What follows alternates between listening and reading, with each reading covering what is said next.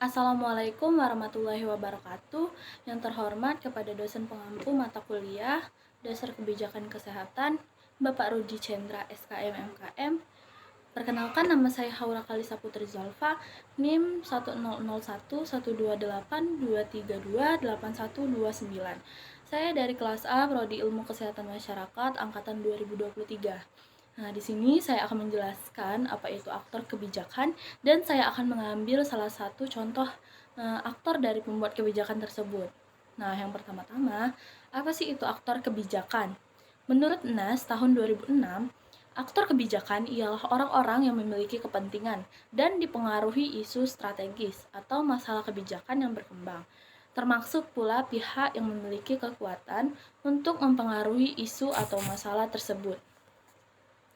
Nah, menurut BES, tahun 2012, aktor kebijakan itu adalah semua pihak yang berkepentingan dan terlibat dalam setiap tahap siklus pengembangan kebijakan, yaitu mereka yang menyusun, mengadvokasi, melaksanakan, hingga terkena dampak dari sebuah kebijakan yang baik secara langsung ataupun tidak langsung. Nah, aktor kebijakan ini dibagi menjadi dua, yaitu resmi dan non-resmi. Nah, adapun contoh dari aktor kebijakan resmi ini ya adalah seperti presiden dan pemimpin ataupun para pejabat negara lainnya, seperti dari lembaga eksekutif, legislatif, maupun yudikatif.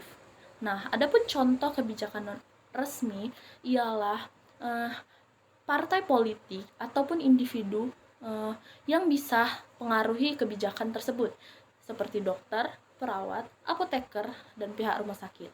Nah, salah satu contoh aktor kebijakan yang saya ambil ialah Menteri Kesehatan Republik Indonesia yang pada saat ini, yaitu Bapak Budi Gunadi Sadikin, yang dilantik pada tanggal 23 Desember tahun 2020. Nah, sebelumnya, beliau ini menjabat sebagai Wakil Menteri Badan Usaha Milik Negara atau yang kita kenal dengan BUMN sejak November 2019. Berkiprah sebagai Wakil Menteri yang membidangi BUMN, Kesehatan, dan Farmasi, beliau juga terlibat aktif dalam penanggulangan pandemi COVID-19 dengan membuka jaringan internasional dan mengarahkan sumber daya dalam negeri untuk pengadaan alat PCR test, vaksin COVID beserta sistem pelaksanaan dan distribusi vaksin, serta dengan juga mengadakan obat penyembuhan COVID-19 tersebut.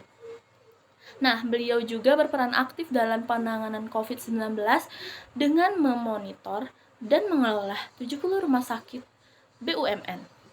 Sejak awal pandemi melanda, banyak kalangan termasuk pakar kesehatan mengkritik penanganan pandemi ala terawan yang lambat.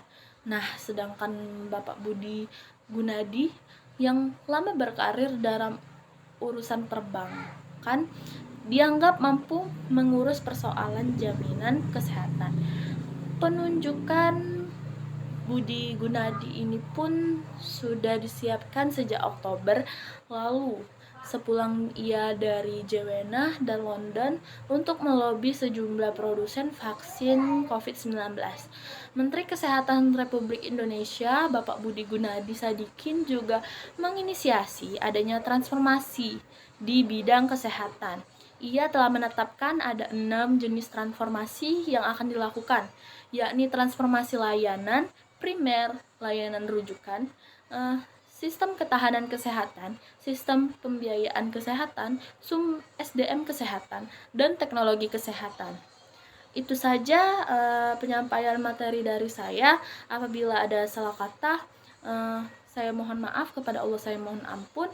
Wabillahi taufiq wal hidayah. Wassalamualaikum warahmatullahi wabarakatuh.